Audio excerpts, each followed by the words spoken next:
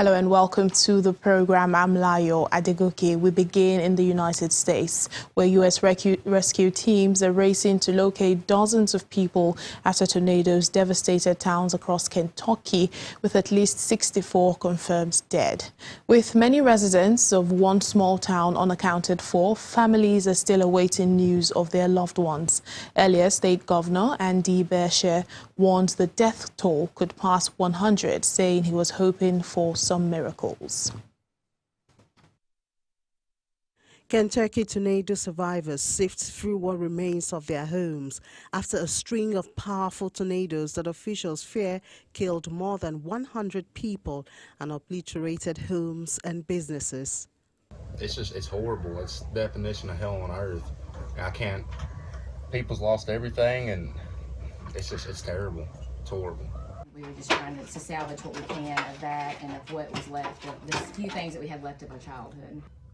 Across Mayfield, a community of 10,000 people in the state's southwestern corner, homes were flattened or missing roofs. Giant trees had been uprooted and street signs were mangled. Well, I feel lucky. I feel very lucky because it's something that you don't know when it's going to happen. And I know this is going to sound strange, so I feel blessed now. I know a lot of us, we lost a lot of things, but we haven't lost the life. That's the most important thing the human being can have in this life. Everything can be replaceable. This building can be replaced. That house, for life, you can. You're still kind of in the state of how do we even start? Where do we go from here? You know, like just trying to see into the future, and it's right now we're not to that point yet. We don't even know where we're gonna start. But it's gonna get better. Yeah, it'll get better. Neighbors help neighbors. We're gonna be back. Yeah. Authorities say they have little hope of finding survivors after the tornado tore through the U.S. Midwest and South on Friday night, killing people in at least 5 states. In the worst affected state of Kentucky, Governor Andy Beshear has confirmed at least 80 deaths, but he says the death toll is likely to exceed 100.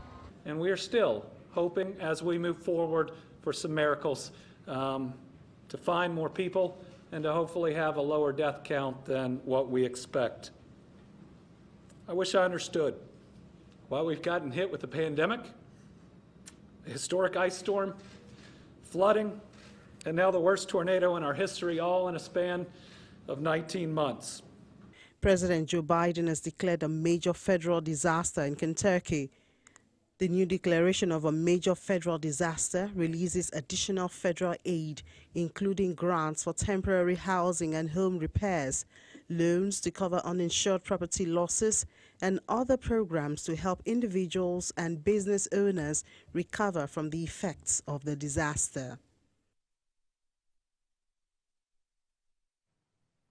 Let's check in with other stories now. China's foreign ministry has vowed that Beijing will strike back in response to any, quote, reckless U.S. actions, urging Washington to withdraw its recent passing of sanctions targeting people and entities tied to human rights abuses committed by China. The United States imposed the extensive human rights-related sanctions on Friday, adding individuals and entities tied to Myanmar, North Korea, and Bangladesh. China's foreign ministry spokesperson Wang Wenbin denounces the sanctions as perverse actions. He is urging the U.S. to immediately withdraw the relevant wrong decision and stop interfering in China's internal affairs and harming China's interests. The measures are the latest in a raft of sanctions timed to coincide with Biden's 2-day virtual summit for democracy, where he announced initiatives to bolster democracy around the world and support for pro-democracy legislation in the United States. Hong Kong media mogul Jimmy Lai has been sentenced to 13 months in jail for participating in a vigil marking the 1989 Tiananmen massacre in Beijing. The 74-year-old was found guilty last week of inciting others to take part in an unlawful assembly. He was among thousands who defied a ban to attend last year's vigil marking the killings in the Chinese capital. More than 24 Hong Kong politicians and activists have been charged over the vigil as well. Jimmy Lai was one of 8 activists sentenced. Now, the others include prominent names like journalist-turned-opposition politician Gwyneth Ho and lawyer Chow Hang-tung. The sentences for the 8 range from 4.5 months to 14 months. Naftali Bennett has become the first Israeli leader to visit the United Arab Emirates as he attempts to deepen ties at a time of rising tensions over Iran. Abu Dhabi Crown Prince Sheikh Mohammed bin Zayed, the UAE's de facto leader, held talks with Mr. Bennett a year after their countries normalized relations. Israel's Prime Minister says he wants to boost economic and commercial ties between both countries. According to reports, he's also expected to urge the UAE to take a tougher stance in response to Iran's expanding nuclear program.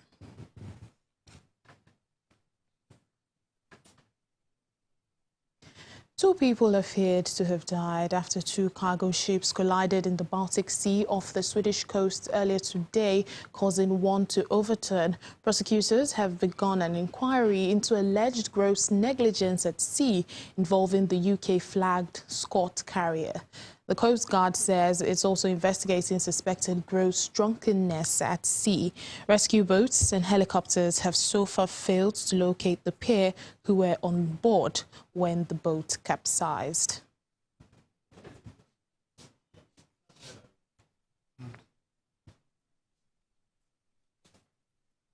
The European Union says it's discussing possible new round of economic sanctions on Russia with the United States and Britain. The EU and the United States imposed economic sanctions on Russia back in July 2014. Targeting its energy, banking and defense sectors. Now it's considering further measures if Russia tries to invade Ukraine after a troop build-up on its borders. Western leaders fear an attack on Ukraine by Russia, which annexed Crimea in 2014 and also backs separatists who control parts of eastern Ukraine and are fighting Ukrainian government forces. Yesterday we had the G7. And it was a strong agreement position in order to have a strong stance behind Ukraine, defending their sovereignty and territorial integrity. We're going to discuss with the ministers today. We are on the turn mode, on the dissuasion mode, in order to the crisis to start. I think that we are convinced that Russia is actually preparing for the all-out war against Ukraine, and it's an unprecedented event, probably since the Second World War. And we have to be very precise and very ready for what's coming in our messaging as well. And that means that if it's an unprecedented attack on a country that shows Western direction, so to say, that means that the answer has to be unprecedented from the Western countries as well. And we have to hear what our allies from the United States are asking, and we have to really be strong in our answer to this. Let's head back now to our leading story. Rescue teams in the U.S. trying to locate dozens of people that are missing after the tornadoes on Saturday. Our correspondent in Washington, Maria Bird, joins us now for more. Maria, no one has been found alive since Saturday morning, but, you know, the search crews continue their work through the night. Give us an update on the rescue operations at this time.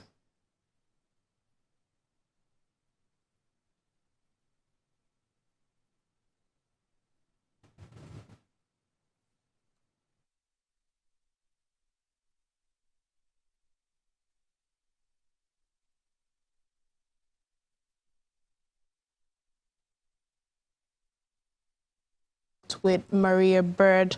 Moving on to other stories, bilateral relations between two countries. French President Emmanuel Macron has pledged to work with Hungarian Prime Minister Viktor Orban on areas of mutual strategic interest during his visit to Budapest. While acknowledging his political disagreements with Hungary's leader, Macron sought common ground with Orban on Europe's strategic autonomy. Speaking to reporters at a summit for East European leaders in the Hungarian capital, Macron acknowledged that he had well-known political disagreements with Orban. On his part, Orban says he supports Macron's move to make the EU more self-sufficient in the fields of defense, nuclear energy and farming.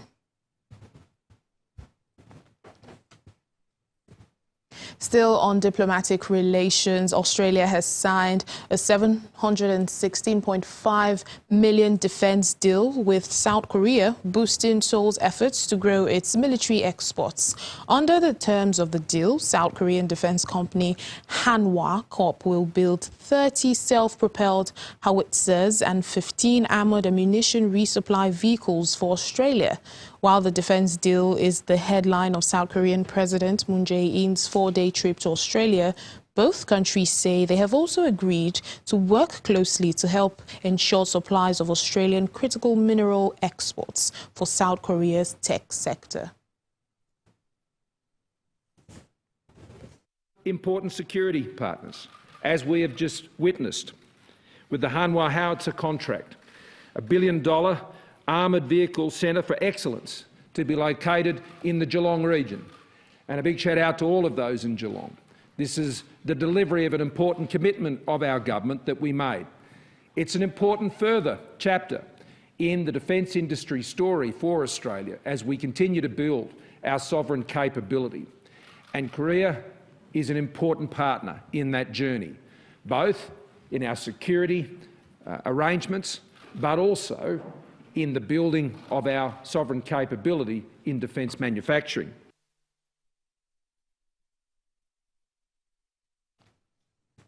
Italian rescuers have pulled 4 bodies from collapsed buildings in Sicily after a suspected gas explosion. At least 7 people have now died after the blast destroyed 4 residential buildings on Saturday evening in the Sicilian town of Ravanusa. Firefighters say they are continuing their search of the rubble for 2 people still said to be missing. Another 100 people have had to leave their homes because of the explosion. Authorities say 4 houses had collapsed and another 3 were damaged during the blast, which was heard as far as 4 miles away. To the COVID-19 pandemic, South Africa's President Ramaphosa is receiving treatment after testing positive for COVID-19. Plus, the UK confirms its first death from the Omicron variant. Here's more on this and other developments from around the world on our COVID-19 Global Update. The South African presidency says President Cyril Ramaphosa is showing only mild symptoms and is self-isolating in Cape Town after delegating his duties to his deputy president, David Mabuza. The presidency did not say whether Ramaphosa had been infected with the Omicron variant of the coronavirus. In a statement thanking South Africans for their support after he tested positive for coronavirus on Sunday, President Ramaphosa says his own infection serves as a warning to all citizens of the importance of getting vaccinated and remaining vigilant against exposure.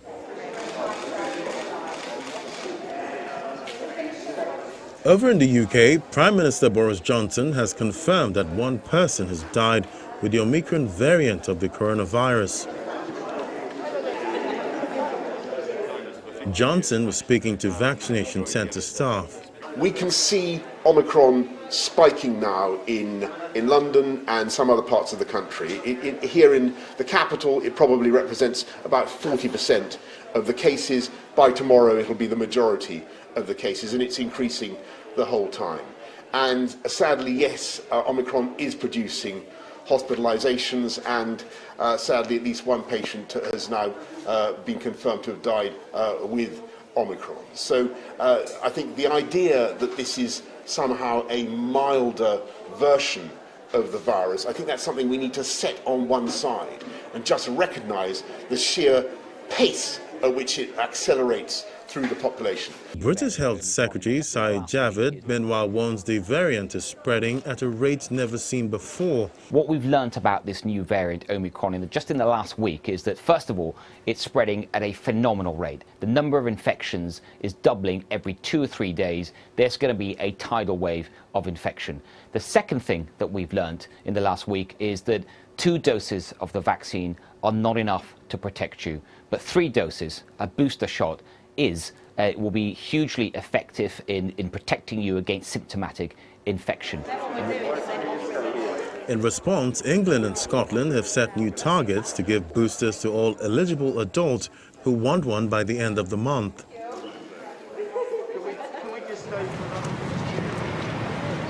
Elsewhere, life is returning to normal for most Austrians as the country ends lockdown restrictions for vaccinated people across most of the country, 3 weeks after reimposing strict rules to combat a rising wave of coronavirus infections. The rules, which vary by region within the country, largely allow for the reopening of theatres, museums and other cultural and entertainment venues and shops.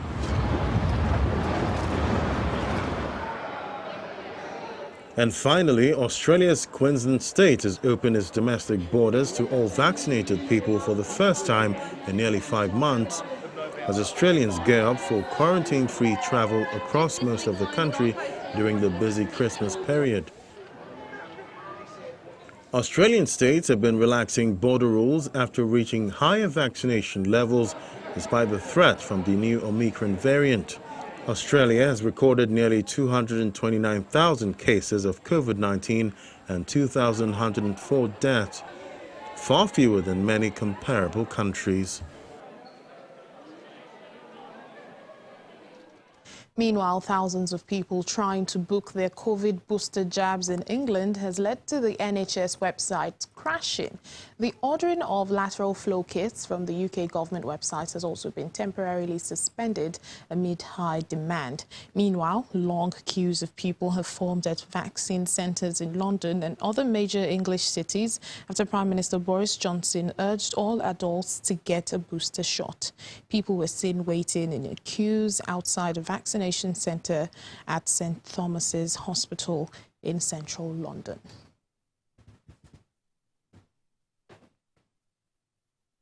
Back here in Africa, as conflict stalks the borderlands of Burkina Faso, hunger also is said to be spreading. There are about 5.5 million people struggling with food shortages in the arid West African nations of Burkina Faso, Mali and Niger.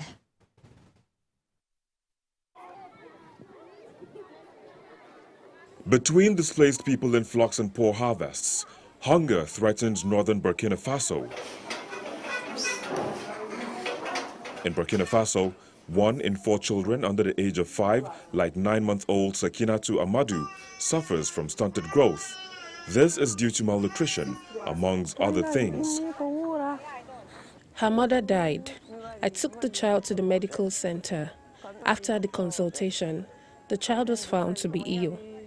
Sakinatu's mother is dead, and she is being raised by her grandmother, whose family of 14 are among the 5.5 million people struggling with food shortages. Burkina Faso derives 80% of its resources from agriculture, but since 2015, the country has been caught up in a spiral of violence attributed to armed jihadist groups affiliated to Al-Qaeda and the Islamic State organization. In addition, 2 years of scarce rainfall and the global pandemic have led to a slowdown in the economy. Those people have lost their animals, their fields, sometimes even all their crops. The attacks are increasingly frequent and mostly concentrated in the north and east of the country, like in Dori in Seno province. Attacks have left around 2,000 people dead and 1.4 million displaced. Displaced people have sometimes left with nothing and are unable to cultivate their land. When they came here, they were traumatized children. Parents, when they come to us with their children, you can see an indescribable sadness. Once we welcome the children, and they see that at lunchtime they have a meal that they share with other pupils, it facilitates integration. When you see these children eating with their peers, there is nothing like it. You can feel how relieved they are. A food distribution is provided at his school, but also he set a garden up for the children. To our lighter stories now, Elon Musk has been named Time Magazine's Person of the Year for 2021. The CEO of Tesla and SpaceX and the wealthiest person in the world has remained a central figure in news as he and his businesses continue to frame the future of automobiles and space travel. The magazine says that he had been chosen for his work in space as well as on electric cars, as well as his plans to take humanity to Mars and his interest in cryptocurrency. In 2021, Musk's space flight company made history in September after it successfully launched 4 private passengers into orbit on the first mission to space with an all-civilian crew. And in April, NASA selected SpaceX as one of the space firms to build lunar landing systems that can carry astronauts to the moon by 2024.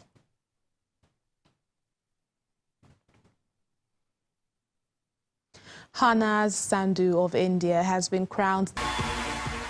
Well, congratulations to her. That's it on the program for today. Thank you for watching. I'm Layo Adegoke.